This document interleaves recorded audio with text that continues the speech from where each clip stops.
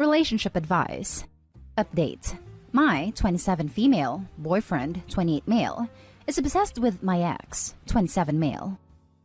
Original story. We've been together for 2 years, and before this, I would say our relationship was very close to perfect. At the beginning of the year, though, my boyfriend and I were at the grocery store, and we bumped into my ex and another friend. This was the first time they had ever met each other. We made polite conversation before going our separate ways. My boyfriend made a sarcastic comment about how nice my ex was when he was out of earshot. I didn't think much of it at the time. A few weeks after this, I noticed he was on my ex's Facebook page.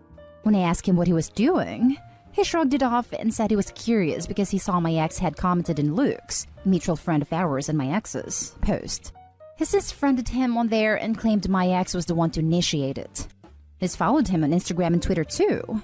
He comments on a lot of his posts too, but my ex rarely comes back. He also somehow got Luke to invite him to my ex and his friends' weekly, virtual hangouts. I mentioned I found it weird that they were hanging out, but he dismissed it and said it wasn't a big deal. He's also started talking about changing his career path to what my ex is doing, and makes snide comments about if his dad paid his way for him, he would take me on fancy trips too. He's also become incredibly passive-aggressive towards me, and makes comments about how if my ex didn't move abroad for a few years, we probably would never have dated. If I say no to anything, including intercourse, he comments about how he bets I wouldn't say no if my ex was the one asking. He also got really sulky when he realized I still had a gift my ex gave me. Yesterday, we had a massive fight over it, because I wanted to spend time together, but he ditched me to go hang out with my ex. I got so upset, I told him he might as well date my ex instead. I don't really know what to do now. He's giving me the silent treatment, and I heard him tell my ex what I said, which is really humiliating. What can I do to make him stop hanging out with my ex? Now for the top advice before reading the update. If you want to be so much like my ex, I'll just break up with you too. Red flags all around. It sounds like your guy is deeply insecure and channeling that insecurity into loathing. He's already taking it out on you, manipulating you, pressuring you in the bedroom, even attempting to turn your seemingly amicable ex on you. He's pushing your boundaries, and his demands are impossible. Nothing you do will fix his insecurity, and so he will continue to lash out and demean you. I know, because I have been there. This relationship sounds nothing close to perfect. I sincerely hope you distance yourself from him and get some perspective. Best of luck. Hey, so you mentioned that your relationship was close to perfect before this, but considering this started nearly a year ago, this new dynamic characterizes almost half of your 2 years together. Sounds a lot like he had on a honeymoon period mask and has now revealed his true colors. Sorry, but I don't think getting your boyfriend to stop hanging out with your ex solves your problem. Your current boyfriend has serious issues and is demonstrating a willingness to try to build himself up by tearing you down. He also is apparently pretty manipulative and controlling.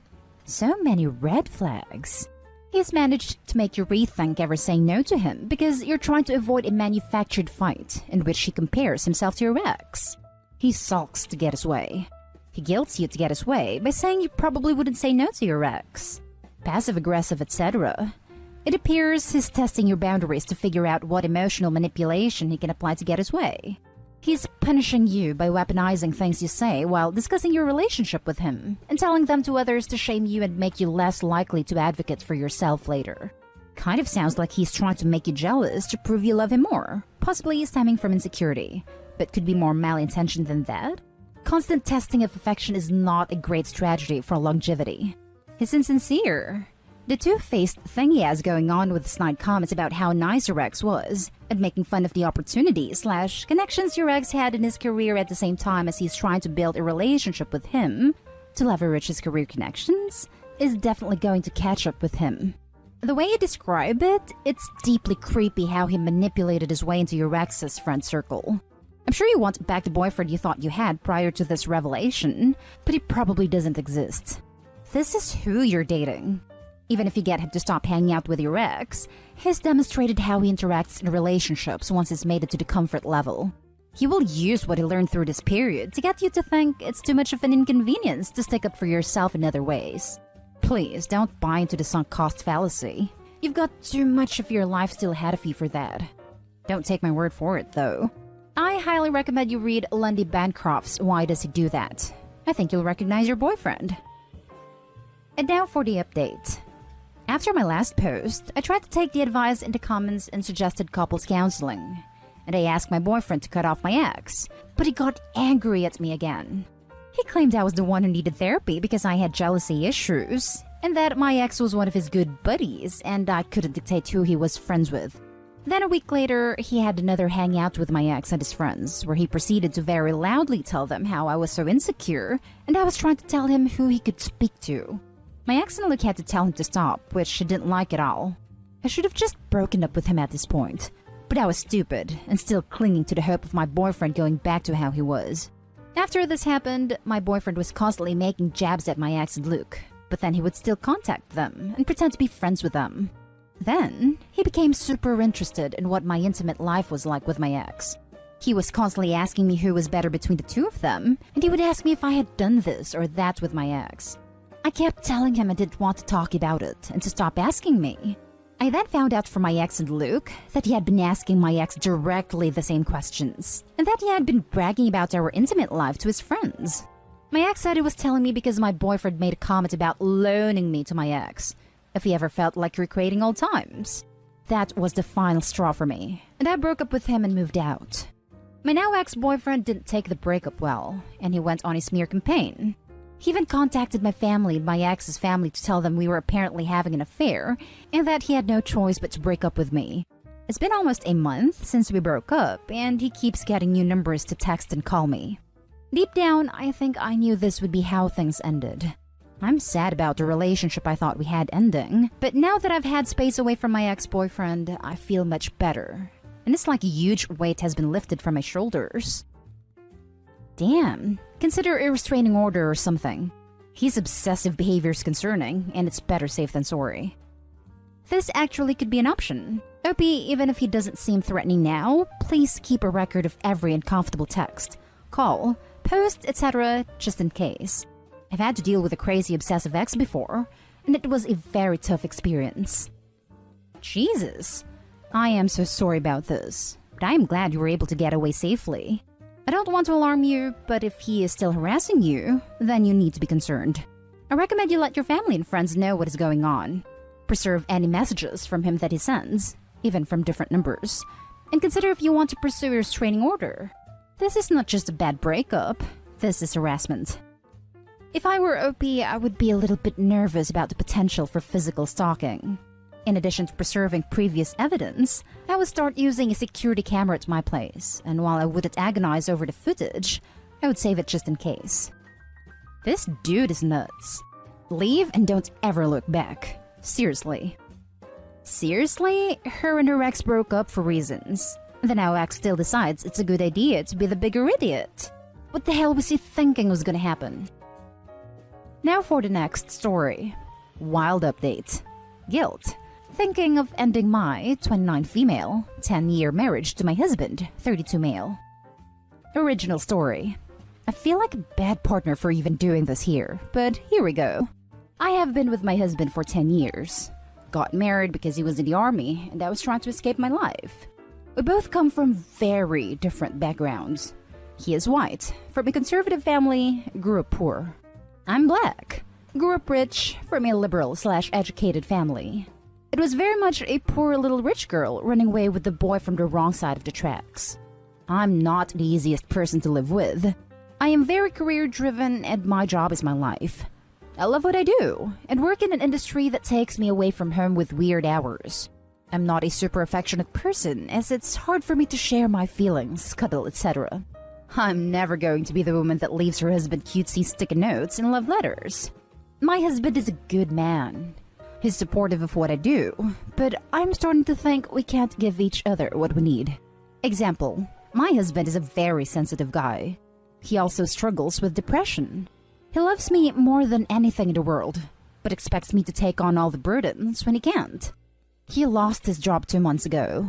At the same time, I transitioned into a director-level role with a new organization for the first time. He's never done much of the household work, but I asked him to pick up the slack since he's unemployed. He hasn't. literally sleeps all day, applies to jobs here/there, but is mostly depressed in bed. I do all the finances, all the housework, most of the cooking. I told him last night that I feel like I take care of him, but he doesn't take care of me/himself. I mentioned splitting the savings to separate. We are both in therapy, separate, and he wants to commit to trying to work things out until the end of the year. I agreed. This morning, he went and bought me coffee, which was sweet, but immediately fell asleep. Even now, he's in the bed snoring. Part of me is over this. I don't want to be with someone else. We've been together for so long. Is it wrong that I'm afraid of losing this investment? I would love to have kids with my husband, but I don't want to bring them into chaos. Honestly, part of me is also concerned about dating at 29. All of my friends are now married/having kids. I feel like I wasted my 20s. Is it too late to start over? I also know my husband would not take separating sitting down, and I'm afraid of breaking his heart. I don't know, Reddit. Help me out. Now for the top advice before reading the update. It sounds like your husband is in a real deep depression, and it's getting to you. Losing a job can be really hard on a person. I think considering divorce or separation after just 2 months of unemployment during a time when unemployment has been at its worst in nearly a century seems rather drastic. You've been together nearly a decade. Give him at least a few more months to get his life back on track. I really think times like this are when antidepressants medications can be really helpful in returning life circumstances back to normal. I hope you both will be doing better soon. You kinda lost me here. Is there more to this story? Does he have a long history of unemployment? You've been together for 10 years, and your breaking point is 2 months into your husband having what is clearly a depressive episode that he needs professional help with? If you want to leave for whatever reason, you have absolutely every right to leave. But if you love this man and want to stay, you should be trying to help lift him out of his emotional state, rather than just calling it a day because things aren't exactly how you would like right now. Finally, a good comment. It's as if people just expect perfection. Depression doesn't just last 2 months, and he's your husband. Help him. You should leave because honestly, I think your husband can do better. He's clearly going through a depressive period.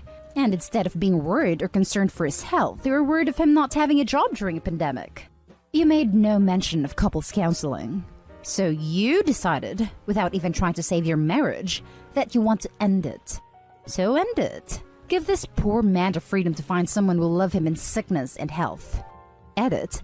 I have to say, I reread your post. And the more I read it, the more I find little to like.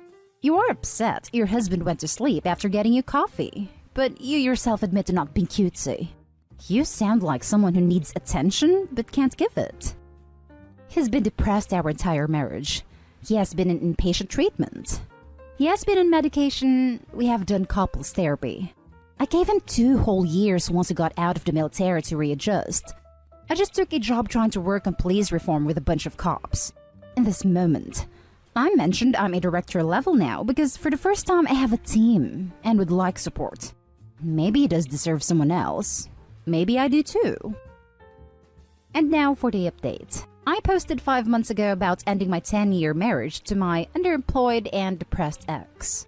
I had a lot of guilt at the time and wrote a self-deprecating post and got roasted. Lol. Looking back at the post now, I really was going out of my way to paint my ex in a good light. I was in love with him. I still have so much love for him after a decade and tried to protect him. I did take some advice that I got and did a collateral visit with my now ex's therapist that same week. And that meeting is when the crap hit the fan.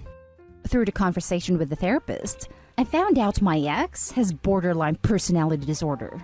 The therapist asked me how I was coping with that news. Apparently my ex told his therapist that he had told me. A lie. But it makes sense. The diagnosis is terrifying. I was more pissed about the lying about it. Not telling your wife for 10 years that you have BPD was the last straw for me. We got into it after my session ended. Surprise, surprise, and everything started spilling out. Here are some things I found out during that final spat. He definitely, cheated on me multiple times. He might have a 13-year-old child and never bothered to get a paternity test. He has a bunch of adult tapes of us that I did not consent to. which she threatened to leak. My entire world became undone at that moment, and I felt like I was looking at a stranger. I was honestly terrified of him after this was all disclosed. I packed up my stuff that day and left. Filed for divorce in January, and I just moved into my own place. I got a lot of crap in my original post. I was called gold digger, shallow, etc. Some of what was implied about me were true in retrospect, and I don't regret posting what I did. I've been in therapy to help me understand how a 19-year-old wound up married in the first place. But that's a different story. I'm nowhere near ready to be in a committed relationship anytime soon. Anyone reading this who has a funny feeling about a relationship, follow your instincts. Maybe it's nothing, but it might also be everything.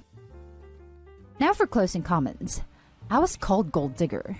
This is particularly hilarious because it sounds like you were the one paying the bills. Good lord. Thank God you got away from this dude.